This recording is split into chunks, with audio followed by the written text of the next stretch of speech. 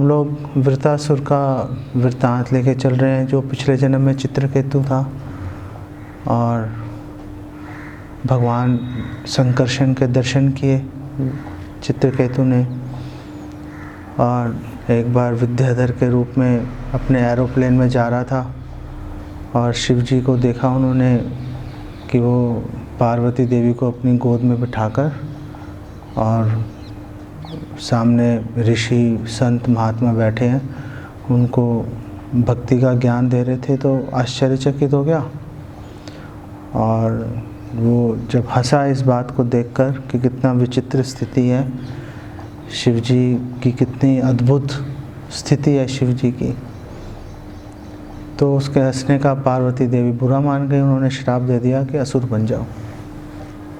तो वो असुर बन गया। तो अब उसको असुर बनना था। तो ये तो एक तरफ की स्टोरी चल रही है। दूसरी तरफ से अब त्वष्टा जो है विश्वरूप के पिता, विश्वरूप जो है वो इंद्र के पुरोहित थे और वो प्रत्यक्ष रूप से देवताओं को आहुति दे रहे थे और परोक्ष रूप से साइलेंटली मौन रूप से असुरों को आहुति दे रहे थे, क्योंकि अपनी माँ की साइड से असुरों से संबंधित थे। तो इंद्र को जब पता चला तो गुस्सा आया, तो डांटा डपटा ने सीधा विश्वरूप के 3 सिर थे, तीनों सिर काट दिए। तो जब तीनों सिर काट दिए तो त्वष्टा जो उसके पिता हैं उनको बहुत गुस्सा आया। उन्होंने यज्ञ किया इंद्र के शत्रु को प्राप्त करने के लिए, जो कि इंद्र की हत्या करेगा। तो पहली बात तो यही है कि इस तरह का यज्ञ करना ही बेवकूफ़ी है। आप अगर यज्ञ कर रहे हो तो भगवान विष्णु को प्रसन्न करने के लिए करना चाहिए था। आपने एनर्जी लगाई लेकिन बहुत ही घटिया चीज़ के लिए लगाई। भगवान भगवद गीता में बोल रहे हैं, क्षीणे पुण्य मृत्यु लोकम विशंति तेतम भुक्त्वा स्वर्गलोकम विशालम क्षीणे पुण्य मृत्यु लोकम विशंति, कि जो स्वर्गलोक में रहेगा पुण्य भोग लेगा वो नीचे गिर ही जाएगा। तो जिस व्यक्ति का नीचे गिरना निश्चित है, आखिर उसकी मृत्यु के लिए यज्ञ करने की आवश्यकता ही क्या है। लेकिन त्वष्टा हालांकि ब्राह्मण है, लेकिन फिर भी क्रोध जो है बुद्धि को हर लेता है, वो सोचने समझने की ताकत नहीं रहती उसमें। तो ऐसी मतलब काम करेंगे जो कि एक साधारण व्यक्ति भी बोलेगा कि गलत हो रहा है, लेकिन क्रोध में कुछ समझ नहीं आता। इसीलिए तो भगवान कृष्ण भगवद गीता में कह रहे हैं कि एक बार क्रोध आ जाए तो बुद्धि नष्ट हो जाती है और बुद्धि भ्रंशात विनश्यति, बुद्धि नष्ट हो जाए तो विनाश हो जाता है। जो काम नहीं करने योग्य व्यक्ति कर लेता है। तो एक तो मतलब उल्टा सीधा काम, इंद्र को मारने के लिए यज्ञ शुरू कर दिया और फिर मंत्रों का उच्चारण ठीक नहीं किया, तो ऐसा असुर रूपी पुत्र प्राप्त हुआ जिसके इंद्र शत्रु है, वो इंद्र से शत्रुता नहीं दिखा रहा। तो जब यज्ञ में जो है आहुति दे रहे थे तो एकदम यज्ञ के दक्षिण दिशा से एक बहुत महान असुर प्रकट हुआ, वो वृत्रासुर है। और वृत्रासुर का नाम वृत्रासुर कैसे पड़ा वो भागवतम में बताया गया है 6:9-18 में, येन आवृता इमे लोकास तपसा त्वाष्ट्र मूर्तिना। सो त्वष्टा से त्वाष्ट्र बना। त्वष्टा का मतलब है जो त्वष्टा विश्वरूप के पिता, और त्वाष्ट्र मतलब त्वष्टा का पुत्र। तो जैसे कुंती का पुत्र कौन्तेय, रघुकुल में राघव नहीं, वसुदेव के पुत्र वासुदेव, ऐसे त्वष्टा का पुत्र त्वाष्ट्र, त्वाष्ट्र मूर्तिना। स वै वृत्र इति प्रोक्ता पाप परम दारुणा, कि वृत्रासुर का नाम वृत्रा उसका नाम कैसे पड़ा, क्योंकि उसने पूरे संसार को अपनी तपस्या से ढक लिया था, आवृत कर लिया था पूरे संसार को अपनी तपस्या से, इसलिए उसका नाम वृत्रा पड़ा। और क्योंकि आसुरी स्वभाव का था इसलिए वृत्रासुर पड़ गया नाम उसका। तो देखने में कैसा था, घोर दर्शना, बहुत ही भयभीत करने वाला था देखने में। कृतांत एव लोकानाम युगान समय यथा, कृत अंत के ख़त्म करने वाला, कृत अंत एव लोकानाम जैसे पूरे संसार को ख़त्म कर देगा। युगान समय था, जब प्रलय का समय आता है, जब मिलेनियम ख़त्म हो जाता है, युग ख़त्म होते हैं तो प्रलय आती है, तो प्रलय के समय जैसे सारे लोग ख़त्म हो जाते हैं, ऐसा भयभीत करने वाला उसका जो रूप था उसका, वृत्रासुर का। तो अब अभी उसने देवताओं के ऊपर कुछ आक्रमण नहीं किया, अभी तो यज्ञ से बाहर निकला, अभी वो कुछ नहीं किया, और इंद्र से शत्रुता भी नहीं है क्योंकि मंत्र गलत बोले थे। लेकिन इंद्र शत्रु है तो बिना बात के इंद्र अपने सारे देवताओं को लेकर चढ़ाई कर दी वृत्रासुर पे, और सारे अस्त्र शस्त्र चलाए, तो वृत्रासुर ने सारे अस्त्र शस्त्र खा गया हूँ बोला कितने अस्त्र चलाए होंगे, और कोई हम तो ईंट पत्थर नहीं चला रहे, आई मीन अग्निदेव ने पता नहीं क्या ही अस्त्र चलाया होगा, और इंद्र ने तो अपना वज्र भी चलाया होगा जिससे पहाड़ों के जो है पंख तक काट देते हैं इंद्र, पहाड़ चूर चूर कर देते हैं। लेकिन वृत्रासुर सारे जो उनके अस्त्र थे सब खा गए। तो जब वो सारे अस्त्र खा गया, मतलब निगल गया, उसको निगल गया, उसको झाड़ा और उठाया, खा गया उसको, बात खत्म। तो जब वो खा गया तो सारे देवी देवता एकदम हताश हो गए। ततस्ते विस्मिता सर्वे, सारे आश्चर्यचकित हो गए, ये क्या हुआ, आज तक कभी हुआ ही नहीं। विषन्ना ग्रस्त तेजसा, जैसे सारा उनका जो ओज है, जो उनकी सुंदरता है, सारी हर ली हो, जैसे किसी ने ग्रस्त खाली हो, ऐसे हो गए, तेजहीन हो गए सारे। अब उनको समझ नहीं आ रहा कि इसको कैसे हम टैकल करें, कैसे इसको जो है हम इसका सामना करें। तो देवताओं और असुरों में एक डिफरेंस होता है, असुर उल्टे से उल्टा काम करता रहेगा। जैसे जब हिरण्याक्ष का वध हुआ तो हिरण्याकशिपु ने और उल्टे काम शुरू कर दिए, ब्राह्मणों का वध करना शुरू कर दिया कि ये ब्राह्मणों से ही ताकत मिल रही है विष्णु को, ब्राह्मण ख़त्म कर दूंगा तो विष्णु भी ख़त्म हो जाएगा। उल्टा सोचते हैं, कोई भी विपत्ति आएगी, लेकिन जो देवता है वो विपत्ति आएगी कम से कम एटलीस्ट इतना तो उनका दिमाग चलता है कि भगवान की शरण में चले जाएं, तो भगवान की शरण में चले गए। और उन्होंने भगवान से अब उन्होंने प्रे करनी शुरू कर दी, और वो भगवान को प्रे कर रहे हैं, और उन्होंने भगवान की स्तुति करनी शुरू की। अभी भगवान दिखाई नहीं दे रहे, अभी तो भगवान का आवाहन कर रहे हैं। लेकिन यहाँ पर एक बात और बड़ी महत्वपूर्ण है कि देवी देवताओं की भी यहाँ पर मूर्खता ही कही जाएगी, वो भी यहाँ पर दिखाई दे रही है कि आखिर आप भगवान का आवाहन कर क्यों रहे हो। आई मीन आप अपना स्वर्गलोक बचाने के लिए, अपने ऐश्वर्य को बचाने के लिए भगवान का आह्वान कर लिया, नहीं करना चाहिए था। और आगे जाके भगवान ने इस बात को किंचित मात्र संकेत में बोला भी, भगवान ने इस बारे में उनको जानकारी दी भी, लेकिन देवी देवताओं पे कोई, इंद्र पे कुछ असर हुआ नहीं उसका, वो भी हम देखेंगे। तो देवी देवताओं का जो एक उत्तम व्यवहार यहाँ पर दिखाई नहीं दिया, क्योंकि वो एक असुर से बचने के लिए, जैसे मतलब वो इस बात को भगवान की योजना भी समझ सकते थे, सह लेते भाई, क्यों नहीं सहा। लेकिन उससे पहले जब वृत्रासुर जो विश्वरूप की वध और वृत्रासुर के जन्म के बीच में 1 साल का समय बीत गया था, पूरा 1 साल का समय बीत गया था। त्वष्टा को अपने पुत्र की मृत्यु का पता नहीं चला था, क्योंकि वो तपस्या कर रहे थे। तो 1 साल बाद आए तो उन्होंने देखा, अरे मेरे पुत्र का वध हो गया, तो उन्होंने फिर यज्ञ किया, फिर वृत्रासुर जो है वहाँ से प्रकट हुआ। तो उस 1 साल में क्या हुआ कि अब क्योंकि विश्वरूप ब्राह्मण था तो इंद्र पर ब्रह्म हत्या का पाप लग गया, तो अब वो 1 साल तक इंद्र जो है ब्रह्म हत्या का पाप जो है उसको झेलता रहा और कष्ट पाते रहे इंद्रदेव। और फिर 1 साल के बाद इंद्र ने क्या किया, उस पाप को, ब्रह्म हत्या के पाप को 4 में डिवाइड कर दिया उस पाप को, और 4 में डिवाइड करके इंद्र ने 4 लोगों को वो पाप बांट दिए।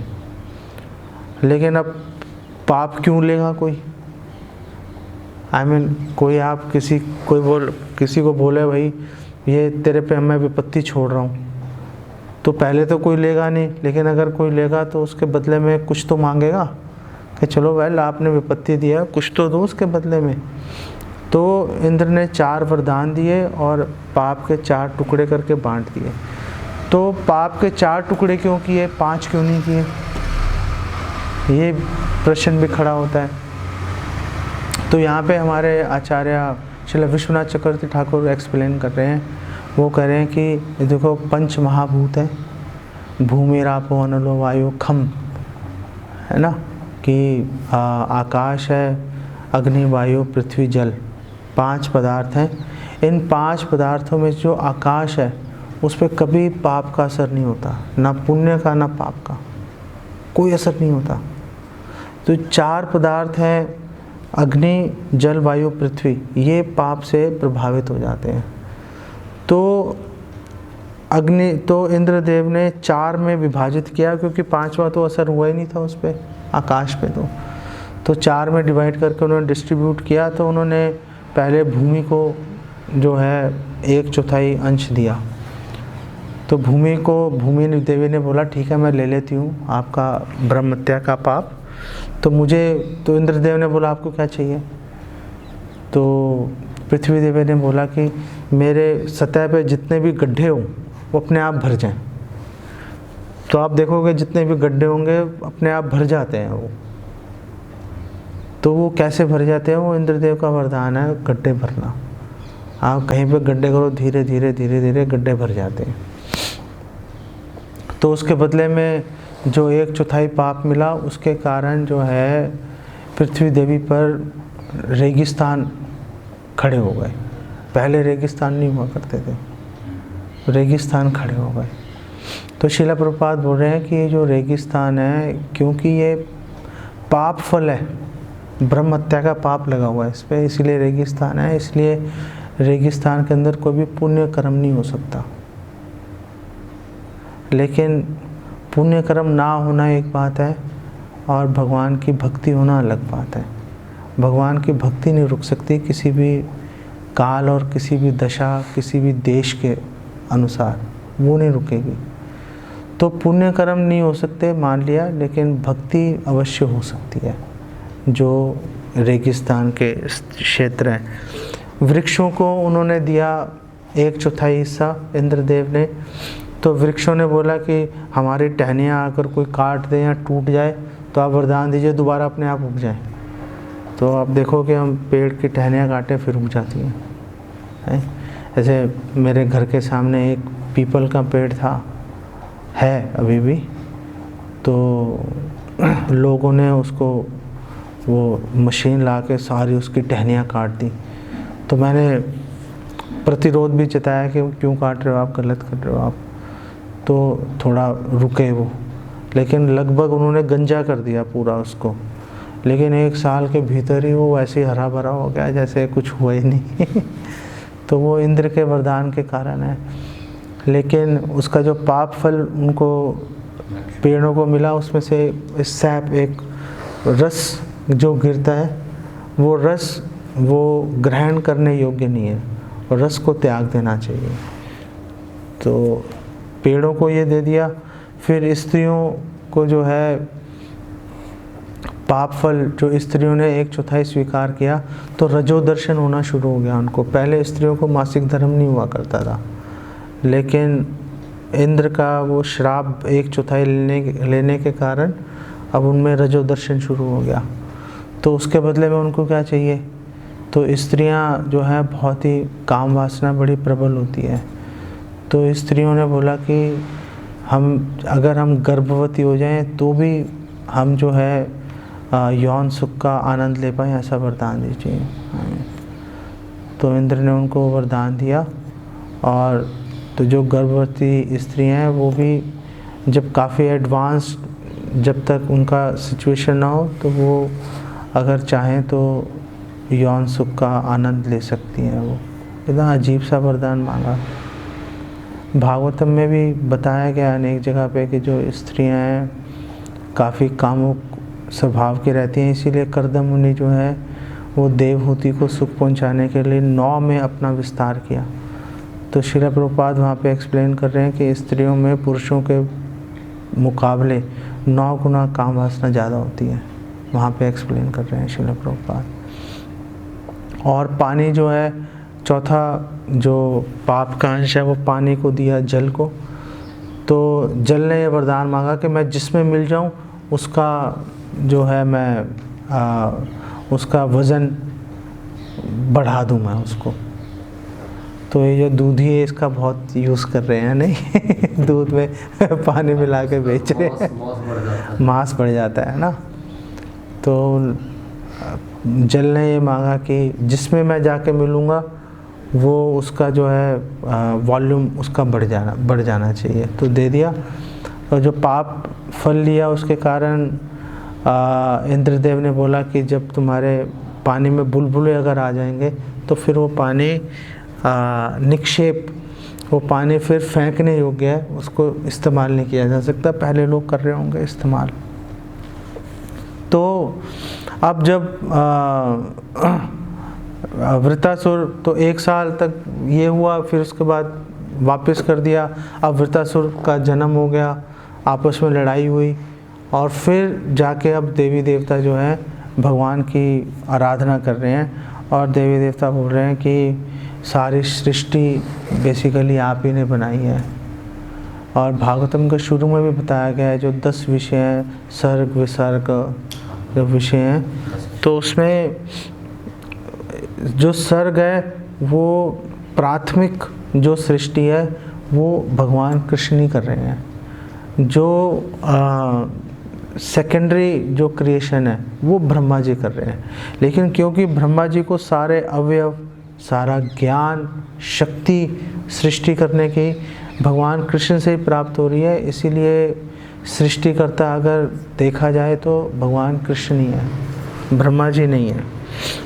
तो देवी देवताओं ने बोला कि ब्रह्मा जी की भी सृष्टि आपने ही की है, सारे ये जितने भी पृथ्वी, जितने भी पदार्थ हैं सब आप ही ने बनाए हैं।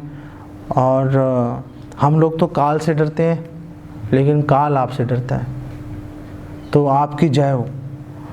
तो हम काल से डरते हैं क्योंकि हमें मृत्यु का भय है, तो प्लीज़ आप हमारी रक्षा कीजिए।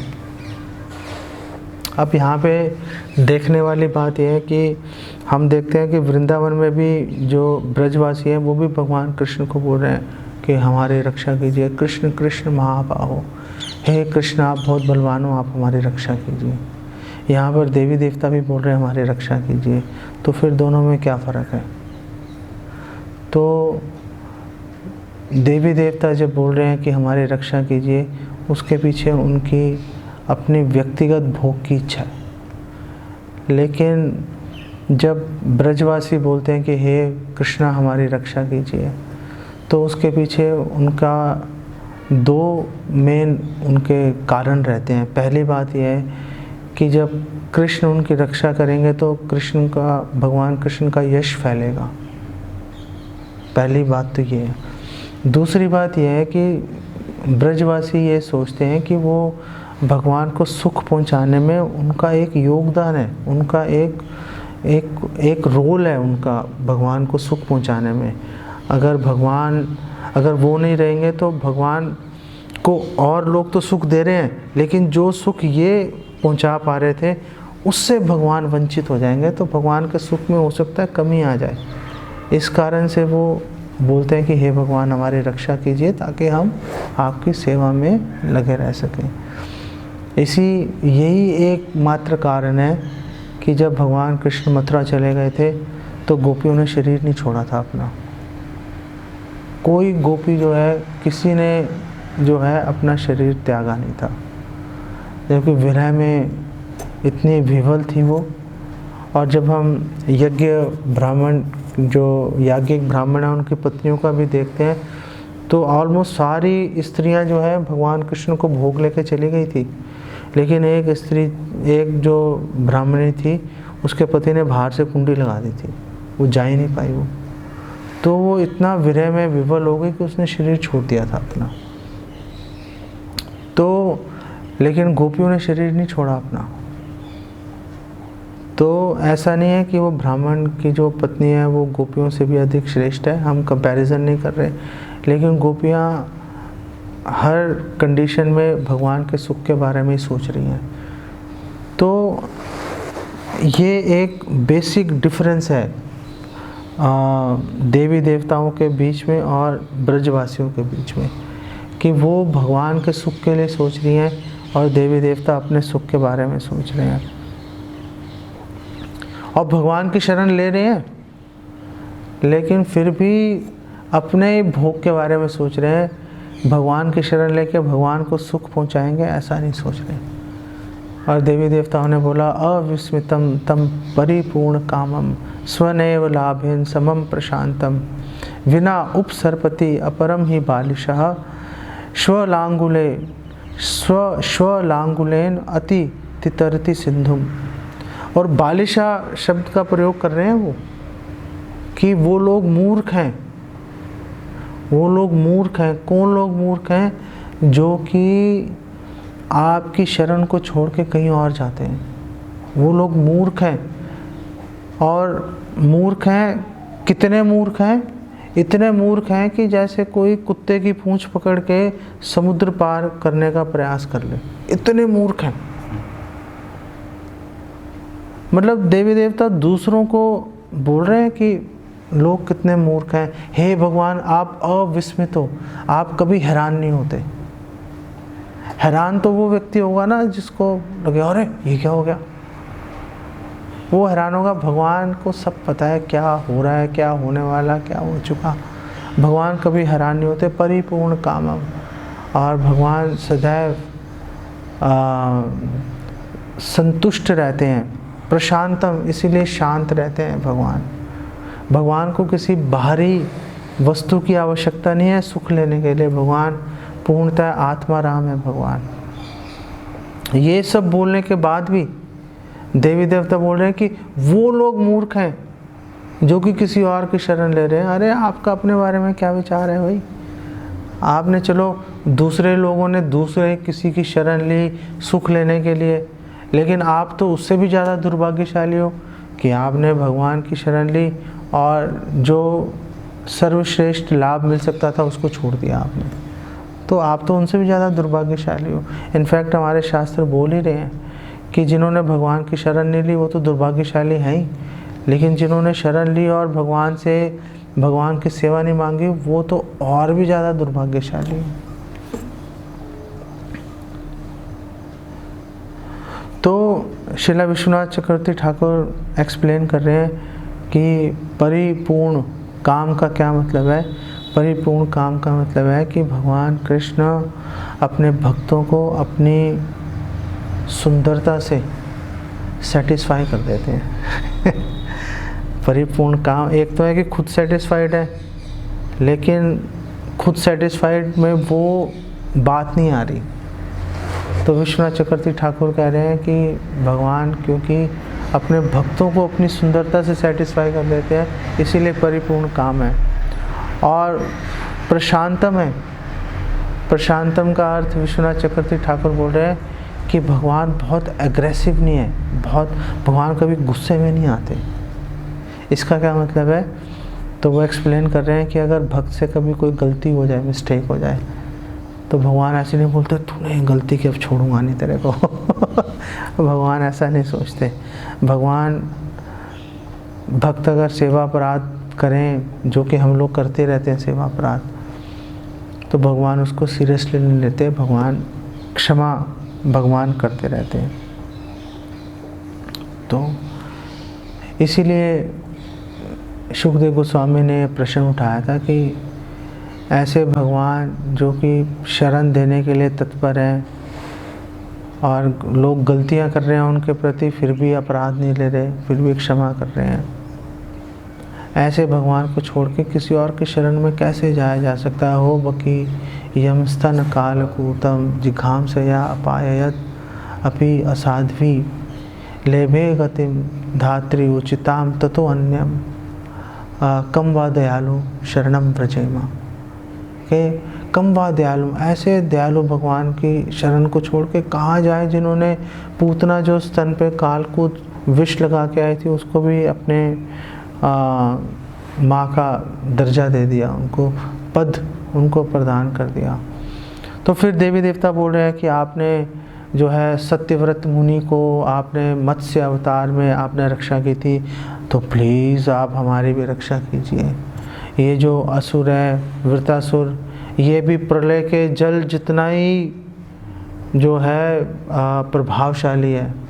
तो जैसे आपने प्रलय के जल से सत्यव्रत राजा की रक्षा की थी, प्लीज़ हमारी भी रक्षा करो। जैसे आपने प्रलय रूपी जल से आपने ब्रह्मा जी की रक्षा की थी, जब ब्रह्मा जी का जन्म हुआ तो ब्रह्मा जी देख रहे थे क्या करूं क्या नहीं करूं, तो भगवान ने नॉलेज देके ज्ञान देके उनकी रक्षा की थी। तो कह रहे हैं कि जैसे आपने ब्रह्मा जी की रक्षा की, आप प्लीज़ आप ऐसे ही हमारी रक्षा कीजिए। और उन्होंने बोला देवी देवताओं ने कि आप सब जगह मौजूद हैं, आप सब जगह आप उपस्थित हैं, लेकिन फिर भी लोग आपको देख नहीं पा रहे। ये बहुत ही महत्वपूर्ण बात है। और उन्होंने बताया देवी देवताओं ने कि लोग क्यों भगवान को देख नहीं पाते, क्योंकि जबकि भगवान तो सर्व जगह भगवान उपस्थित हैं। भगवद गीता में भागवतम में अनेक श्लोक ब्रह्मा जी बोल रहे हैं अंडांतरस्थ परमाणु च अंतरस्थम, कि भगवान तो कण कण में और दो कण के बीच में जो स्पेस बचा है उसके अंदर भी भगवान उपस्थित है, भगवान विराजमान है। हाँ, तो और भगवद गीता में भी भगवान बोल रहे हैं कि मैं मेरे हाथ पैर आँख मुख सब जगह मेरे मौजूद हैं, उपस्थित हैं। तो फिर भगवान क्यों नहीं दिख रहे? तो देवी देवता बता रहे हैं भगवान इसलिए नहीं दिख रहे क्योंकि हम सोचते हैं कि हम ही भगवान हैं, हम सोचते हैं कि हम ही एंजॉयर हैं। और जब तक हमारे मन में लेश मात्र भी भोग की इच्छा रहेगी, तब तक हम भगवान के दर्शन नहीं कर पाएंगे। कभी भगवान के हम दर्शन नहीं कर पाएंगे। ये और लेकिन मज़े की बात क्या है कि देवी देवता ये सारी बातें बोल तो रहे हैं, लेकिन अपने ऊपर नहीं लगा रहे। बोल तो रहे हैं, अपने ऊपर नहीं लगा रहे। ये बहुत ही दुख का विषय है। अरे आप बोल रहे हो दूसरे के लिए, अपने ऊपर भी तो लगाओ। आप भी तो भोग की इच्छा के अंदर, भोग की इच्छा से प्रेरित होकर आप भगवान को बोल रहे हो, और भोग की इच्छा भी इतनी प्रबल है कि शुद्ध नहीं हो रही। राज्य की इच्छा से तो ध्रुव महाराज भी गए थे भगवान के शरण में, लेकिन तुरंत उनको ये पता चल गया था कि मेरी इच्छा गलत है।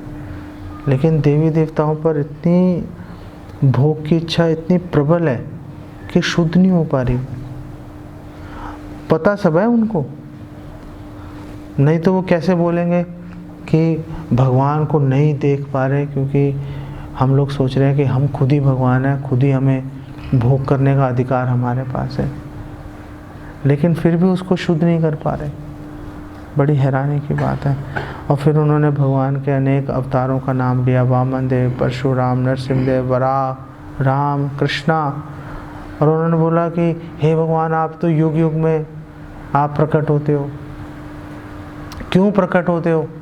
परित्राणाय साधूनाम, आप विनाशाय च दुष्कृताम, आप अपने भक्तों की रक्षा करने के लिए प्रकट होते हो।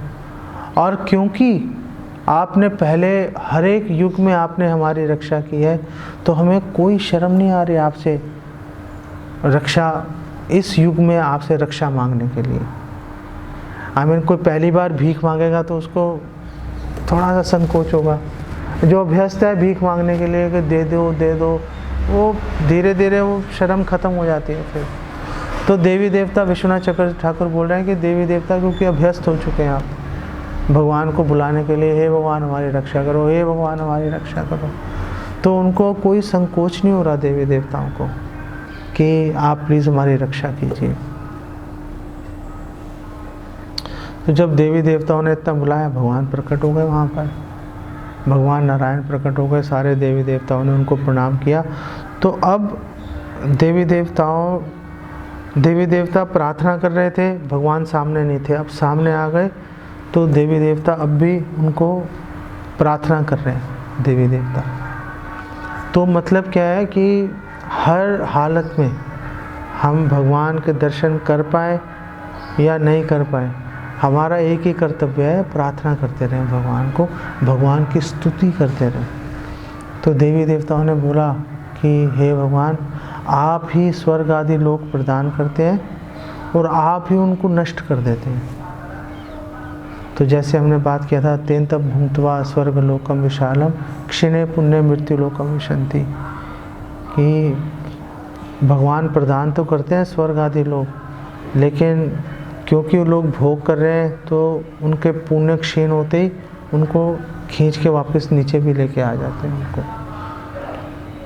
और देवी देवताओं ने बोला कि आप असुरों को मारते हो, अपने भक्तों की रक्षा करते हो, तो जैसे ये उसी समान है जैसे आपने स्वर्ग दिया और छीन लिया, ऐसे ही आपने असुरों को मारा और अपने भक्तों की रक्षा की, ये उसी बराबर है।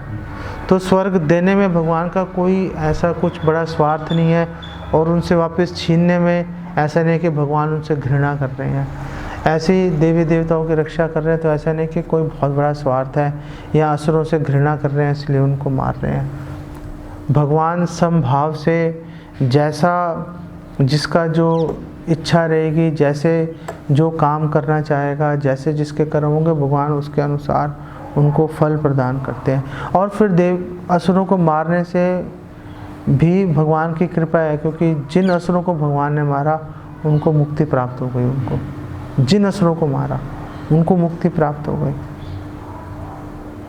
तो यहाँ पे श्रील विश्वनाथ चक्रवर्ती ठाकुर एक प्रश्न उठाते हैं, वो बोलते हैं कि जब देवी देवताओं को पता है, वो खुद ही अपने मुंह से बोल रहे हैं कि भगवान स्वर्ग लोक देते हैं फिर छीन लेते हैं, जब उनको पता है तो फिर वो स्वर्ग लोक में अपने पद की रक्षा के लिए क्यों भगवान से गुहार लगा रहे हैं? नहीं लगानी चाहिए थी।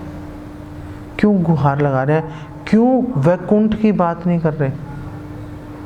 क्यों वो भगवान को ये नहीं कह रहे कि हे भगवान, आप हमें अपने धाम में निवास दीजिए ताकि हम आपकी सेवा में प्रवृत्त हो सकें? वो ऐसा क्यों नहीं बोल रहे?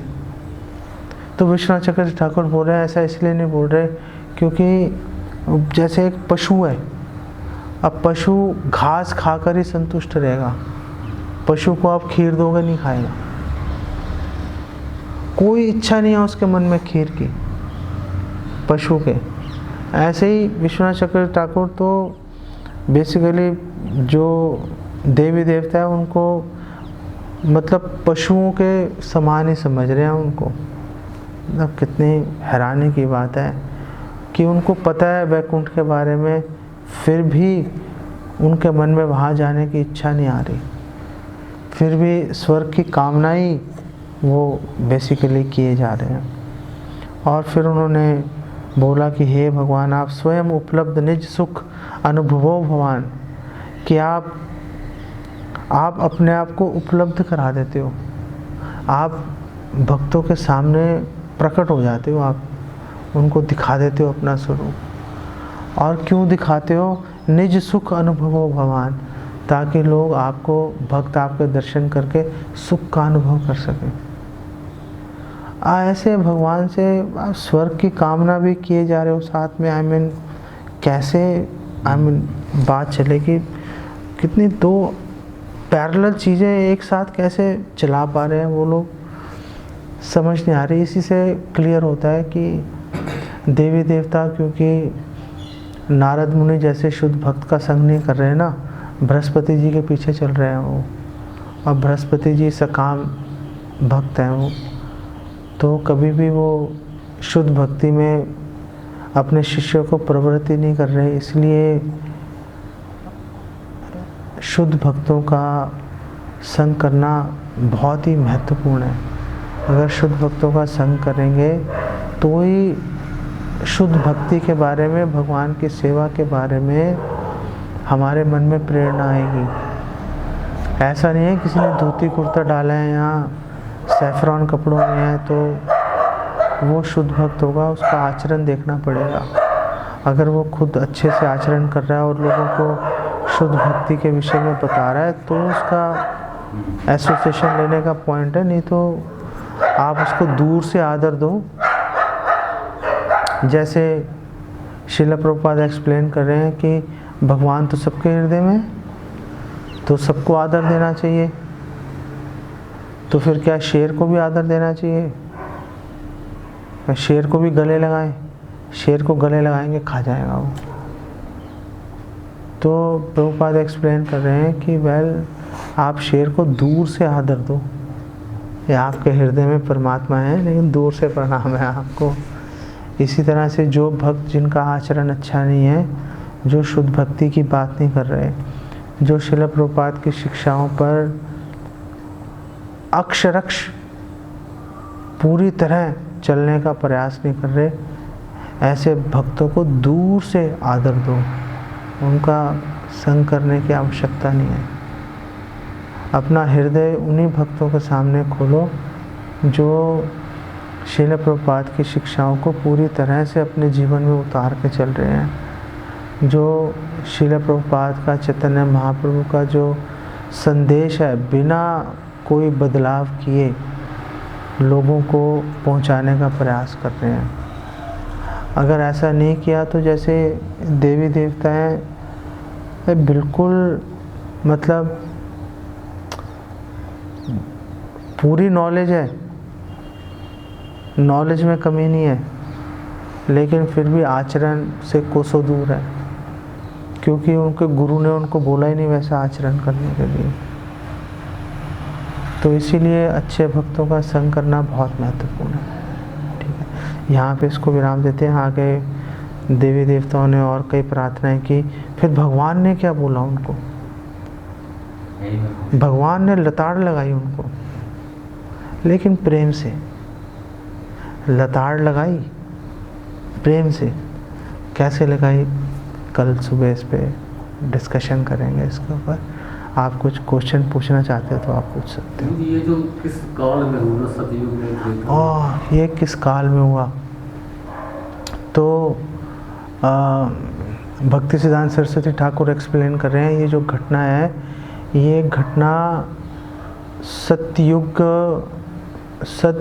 के अंत में, त्रेता युग शुरू हो रहा था, सतयुग अंत हो रहा था, तब ये घटना घटित हुई थी। लेकिन श्रील भक्ति सिद्धांत सरस्वती ठाकुर बोल रहे हैं, लेकिन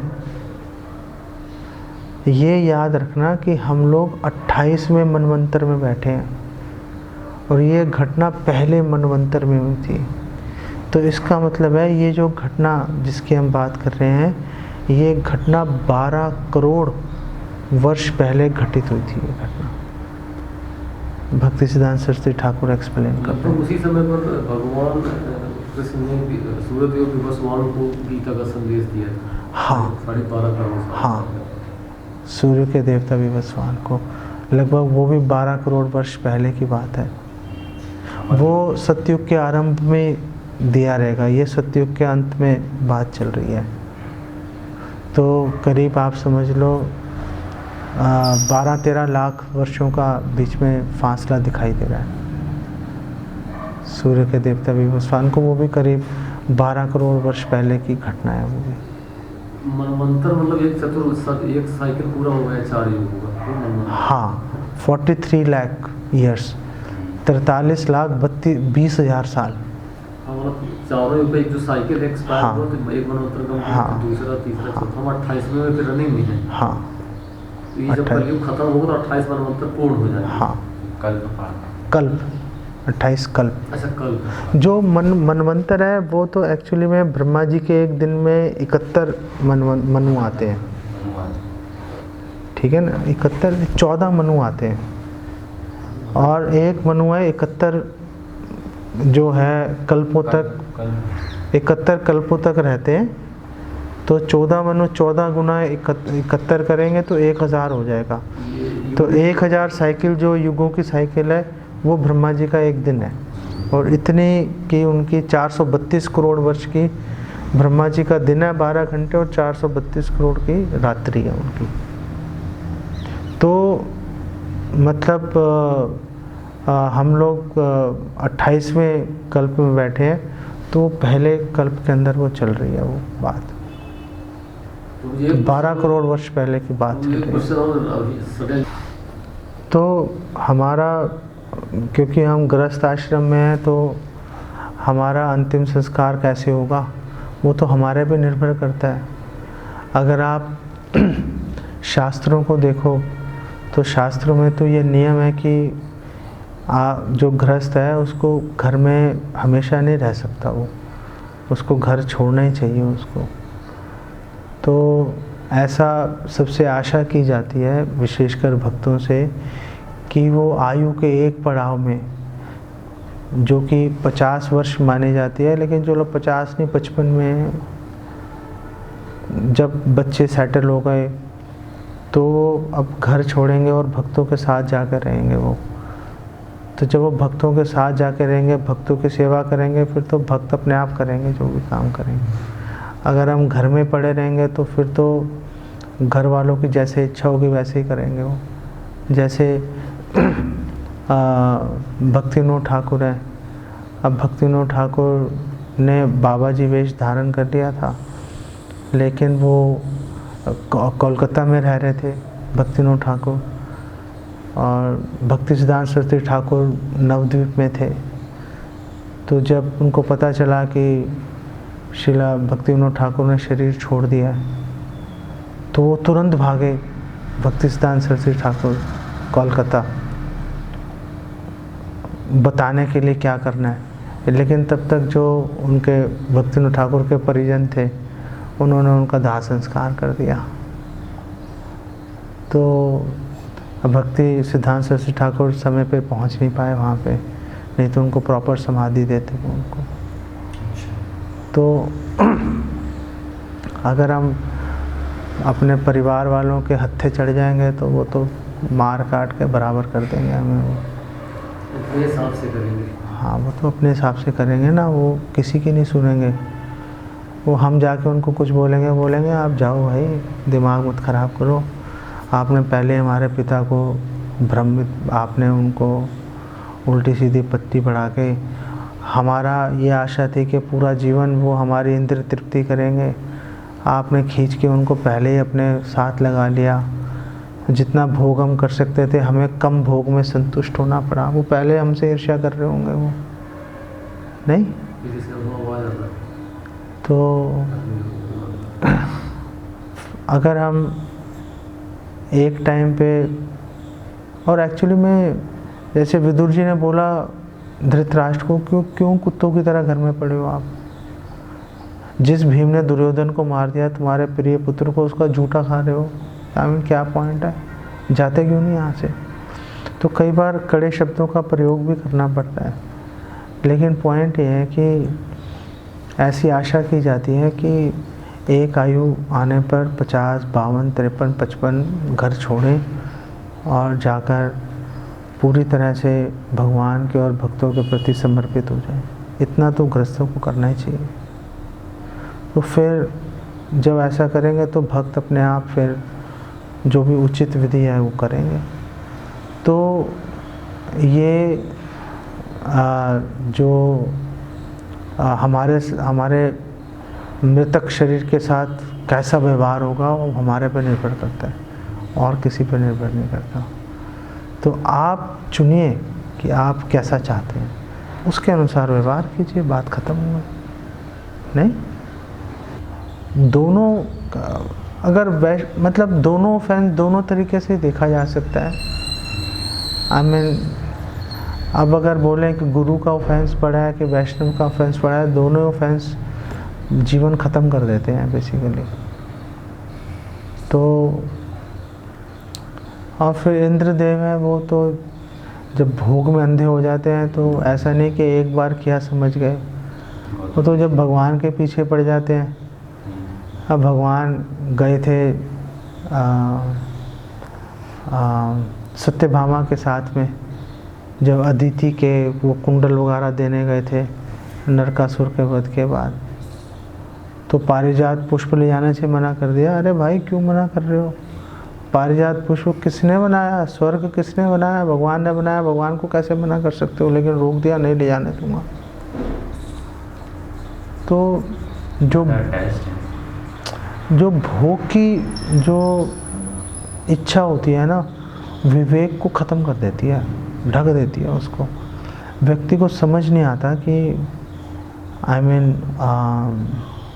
हम लोग गलत काम कर भी रहे हैं, उसको पता ही नहीं चलता उसको। इसीलिए ऐसे गुरु की तलाश में रहना चाहिए जो कि आपकी कमियां निकाले। जो गुरु या जो वैष्णव यही बोले जा रहा है सब ठीक है, सब ठीक है, तो वो वैष्णव बहुत अच्छा है, बहुत अच्छे से भक्ति कर रहा होगा, लेकिन अगर वो आपकी कमियां नहीं निकाल रहा तो भी प्रॉब्लम है। वो कमी नहीं निकालेगा तो हम सुधरेंगे कैसे, आगे प्रोग्रेस कैसे करेंगे? फिर तो हम सोचते रहेंगे हम सब सही कर रहे हैं। जैसे केशवानंद प्रभु पीछे 10 दिन पहले मेरे घर आए, घर पे रुके एक दिन, उन्होंने 1 करोड़ कमियां निकाली। ये क्या है, ये क्या है, ये क्या है? तो उससे सुधारने का मौका मिल गया ना उससे। नहीं तो हम तो अपनी धुन में चल रहे हैं। तो कमियां कोई निकालेगा, कोई कमी, गुरु कमी निकाल रहा है तो उसके प्रति बहुत कृतज्ञता दिखानी चाहिए उसके प्रति में। तो गुरु का अपना आचरण भी अच्छा होना चाहिए, लेकिन गुरु ऐसा भी होना चाहिए जो कि आपको आपकी कमियां भी दिखाए। अब बृहस्पति जो है, पहली बात तो खुद ही आ सकते हैं अपने पद से, खुद ही से काम करना, मैं दूसरे में क्या ही कमी निकालेंगे। तो इसलिए बृहस्पति जी हैं वो इतना करते रहते हैं कि वे स्वर्ग में बने रहो, आराम से काम चलता रहे तुम्हारा।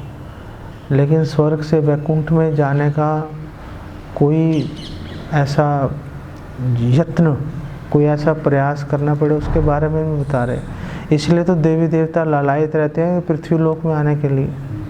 ये चलो यहाँ पे जाते हैं, यहाँ पे कोई तो मिलेगा जो हमें बताएगा, तो वैकुंठ का रास्ता खुलेगा। प्रभु जी, अपने इस क्षेत्र में जहाँ तक मेरा आलम है, क्योंकि मैं रूरल एरिया से भी जुड़ा रहा, मतलब मेरा रूरल गांव से भी जुड़ा रहा, बैकग्राउंड गांव का भी है, शहर का भी, दोनों मिक्स है। मैंने जो अपना अनुभव किया, अपने रिश्तेदार, ब्लड रिलेशन वाले परिचय, वो शिव जी में और जो परम भगवान विष्णु है, नारायण है, कृष्ण है, राम है, इनमें डिफ्रेंशिएट नहीं कर पाते माइन्यूटली, प्रिसीजन। वो सोच लेते हैं कि शिव और भगवान राम इक्वल स्टेज पर सोचते हैं, वो भी भगवान है, ये भी भगवान है। एक्चुअली में इसके लिए इसका कुछ श्रेय तो तुलसीदास जी को भी देना पड़ेगा। हालांकि तुलसीदास जी ने रामचरितमानस लिखी, लेकिन रामचरितमानस में उन्होंने ये भी लिखा कि जो भगवान राम है वो शिव जी की पूजा करते हैं, शिव जी भगवान राम की पूजा करते हैं, भगवान राम शिव जी की पूजा करते हैं। तो कल हम एक एग्जीक्यूटिव इंजीनियर हैं रेलवे में, उनसे बात कर रहे थे, तो मैंने उनको बोला कि आप भगवान कृष्ण की भक्ति कीजिए, भगवान राम की भक्ति कीजिए, शिव जी भी भगवान राम की भक्ति कर रहे हैं। तो उन्होंने फिर एक रामचरितमानस का दोहा सामने रख दिया।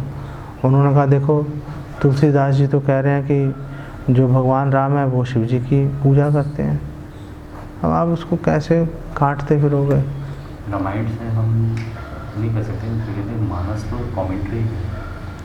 एक्चुअली में क्या है कि रामचरितमानस से लोगों की भावनाएं जुड़ी हुई है ना। पॉइंट वही है। अब अगर आप उनको बोलो कि रामचरितमानस में प्रॉब्लम्स हैं, तो फिर लोग आपकी बात सुनना ही छोड़ देंगे। दिल्ली में कुछ भक्तों को मैंने बोला कि रामचरितमानस नहीं पढ़ना चाहिए, रामायण पढ़ो। तो 50 लोग मुझे छोड़ के चले गए सिर्फ इसी एक लाइन के ऊपर। लोग सुन नहीं पाते ना, इसलिए वेट करनी पड़ती है। तो जो एक समान मान रहे हैं उसके अंदर अब तुलसीदास जी का भी अपना योगदान है। हमें उनको क्लियरली बोलना चाहिए था उनको कि, और यही बात है कि व्यासदेव जी भी खुश नहीं थे। व्यासदेव जी भी तो दुखी थे, इतने पुराण लिख दिए और 6 पुराण ऐसे लिख दिए कि शिव जी को ही महान बता दिया, ब्रह्मा जी को ही महान बता दिया, तो अब क्या करोगे आप? तो वो खुद भी तो दुखी थे व्यासदेव जी। फिर जब नारद जी आए उनके पास, तो नारद जी ने, तो उन्होंने, व्यासदेव जी ने बोला कि मैंने इतने वेद, इतने ग्रंथ लिख दिए, फिर भी मन शांत नहीं हो रहा, दुखी है मन मेरा। तो व्यासदेव जी ने उनको झाड़ा, नारद जी ने झाड़ा उनको, व्यासदेव जी को। नारद जी ने बोला कि तुमने इतनी बड़ी डिससर्विस कर दी, इतना बड़ा तुमने नुकसान पहुंचा दिया कि तुमने बोल दिया कि कुछ ग्रंथों में तुमने बोल दिया शिव जी महान है, भगवान है, तुमने बोल दिया ब्रह्मा जी महान है। अब लोग तो तुम्हारे ग्रंथों को कोट करके बोलेंगे ना कि देखो ये व्यासदेव जी ने ही बोला हुआ है, उसको कैसे काटोगे उसे? अब भागवत में बिल्कुल क्लियर नारद जी बोल रहे हैं उनको, बिल्कुल क्लियर बोल रहे हैं। हाँ, फर्स्ट कैंटो में बिल्कुल क्लियर बोल रहे हैं। और फिर नारद जी ने बोला कि चलो अब मतलब जो हो गया, कम से कम एक ऐसा पुराण भी तो लिखो जिसमें भगवान कृष्ण को बिल्कुल क्लियरली ग्लोरीफाई किया हो। कोई तो ऐसा शास्त्र होना चाहिए ना जिसमें भगवान कृष्ण की महिमा बिल्कुल स्पष्ट बताई हुई। तो भागवतम पुराण लिखा फिर उन्होंने। तो व्यासदेव जी ने भी ऐसा शुरू में किया तो सुख पूरा पा नहीं पाए वो, और तुलसीदास जी ने भी ऐसा ही कर दिया। अब क्या करोगे आप? तुलसीदास जी क्या किसी प्रामाणिक गुरु परंपरा से जाते थे कि स्वतः? तुलसीदास जी हैं रामानंदी संप्रदाय से, श्री संप्रदाय का एक ब्रांच। हाँ, लेकिन हम रामानंदियों को हम एक्सेप्ट नहीं करते। क्योंकि जयपुर में सभा हुई थी तो रामानंदियों ने जयपुर के अंदर गोविंद देव जी से श्रीमती राधा रानी को अलग कर दिया था। तो फिर यहाँ से विश्वनाथ चक्रवर्ती ठाकुर ने बलदेव विद्याभूषण को भेजा और बलदेव विद्याभूषण ने उनको हराया रामानंदियों को। हाँ, और गोविंद भाष्य लिखा उन्होंने गलता जी पे, गलता जी जगह है। गोविंद भाष्य तो वेदांत की कमेंट्री हो गई। नहीं लिखा था कि आपका परंपरा प्रमाणित नहीं है, हाँ, इस पे प्रूफ कर रहा हूं। हाँ, तो उन्होंने गोविंद भाष्य लिख के दिया। उन्होंने कहा ये देखो, ये लो हमारी वेदों पे कमेंट्री ये रही। प्रभु जी से वेदांत के तो ठीक है, फर्स्ट कमेंट्री के शंकराचार्य जी, आदि शंकराचार्य जी। हाँ, उसके बाद फिर किनकी कमेंट्री आई उनके बाद वेदांत की? नहीं, हम तो फर्स्ट कमेंट्री जो है वो तो श्रीधर स्वामी की है। श्रीधर स्वामी की कमेंट्री मोस्ट ऑथेंटिक मानी जाती है। हमारी परंपरा में जितने भी आचार्य हैं उन्होंने श्रीधर स्वामी की कमेंट्री पर आधारित, उनकी टीका पर आधारित टीकाएँ दी हैं। इनफैक्ट वल्लभाचार्य जी एक ऐसे गुरु थे जो वल्लभाचार्य जी हैं श्रीनाथ द्वारा में, उन्होंने श्रीधर स्वामी की टीका को इतना महत्व नहीं दिया था। तो चैतन्य महाप्रभु ने बोला था कि जो स्वामी को नहीं मानता वो स्त्री वैश्या बन जाती है। तो चैतन्य महाप्रभु ने उसको स्वीकार नहीं किया था। फिर वल्लभाचार्य जी ने अपनी गलती मानी और उन्होंने चेंज किया अपने आप को, उन्होंने श्रीधर स्वामी को स्वीकार किया।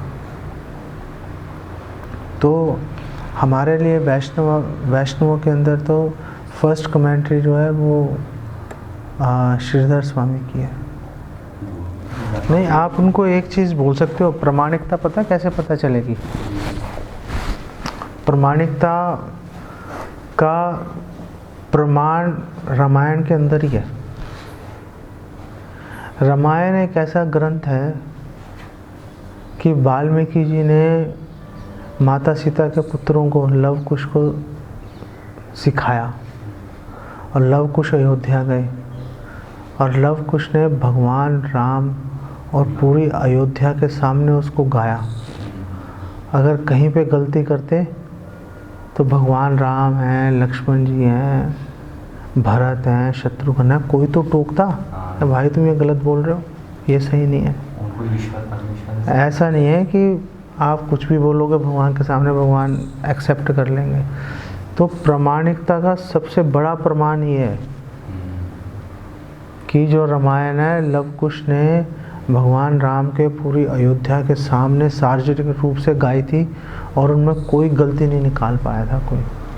भगवान ने एक्सेप्ट कर रखी है, ये सबसे बड़ी प्रामाणिकता है। जो समय थे भगवान राम के समय पर ये तो दीर्घ जीवी है ना, ये सब ये तो दीर्घ जीवी लाखों वर्ष जी रहे हैं। जैसे लोमश ऋषि हैं, वो आपको भगवान राम की लीला में भी दिखाई देंगे, भगवान कृष्ण के टाइम में भी दिखाई देंगे, अनेक युगों तक चलते रह रहे हैं वो। नहीं, मार्कंडेय ऋषि चले जा रहे हैं, दीर्घ जीवी हैं ये लोग। इवन जामवान है, जामवान भगवान राम के समय से चल रहे हैं। भगवान कृष्ण के सामने जो है भगवान कृष्ण ने जब उनसे युद्ध किया, उनको हराया, तो उन्होंने बोला नहीं, मैं मान गया। तो समंतक मणि के अंदर नहीं, समंतक मणि का तो जामवंती वहाँ से कितने चलते आ रहे हैं। एक्चुअली पता है नारद भक्ति सूत्र में 69 सूत्र में नारद भक्ति सूत्र में बोला है कि जो भक्त हैं वो शास्त्रों को प्रमाणित करते हैं। वो प्रमाणित करेंगे कि शास्त्र प्रमाणित है या नहीं है। तो वो प्रमाणित कैसे करेंगे? उस पर टीका लिखकर। रामचरितमानस पर कोई टीका उपलब्ध नहीं है। तो अब रामचरितमानस पर कोई टीका उपलब्ध नहीं है तो कैसे पता चलेगा प्रमाणिक है या नहीं है? रामायण पर भी, लेकिन रामायण पर भी उपलब्ध नहीं है, लेकिन रामायण की प्रामाणिकता तो हम यूँ मान रहे हैं कि भगवान राम ने सुन रखी है सामने से, लेकिन रामचरितमानस को ये लाभ प्राप्त नहीं है, ये सुविधा। तो जितने भी ग्रंथ हैं, भागवतम देखो, कोई भी पुराण देख लो, कोई भी उपनिषद देख लो, जिस पे वैष्णवाचार्यों की टीका नहीं है हम उसको एक्सेप्ट नहीं करते। महाभारत को भी हम एक्सेप्ट कर रहे हैं क्योंकि उस पर श्रील मध्वाचार्य ने टीका लिखी हुई है, इसलिए हम उसको एक्सेप्ट कर रहे हैं। वैसे तो रामायण पे भी उन्होंने टीका लिखी है मध्वाचार्य ने। रामायण और महाभारत तो हिस्ट्री होगी, बट रामचरितमानस हिस्ट्री में नहीं आती, एक कमेंट्री है। वो मैं उस डिस्कशन में नहीं जा रहा कि वो हिस्ट्री है, कमेंट्री है, क्या है। मैं ये बोल रहा हूँ कि उसकी जो प्रामाणिकता है, कोई वैष्णव आचार्य उसकी प्रामाणिकता सिद्ध करेंगे, उस पर टीका लिख के किसी ने लिखी है।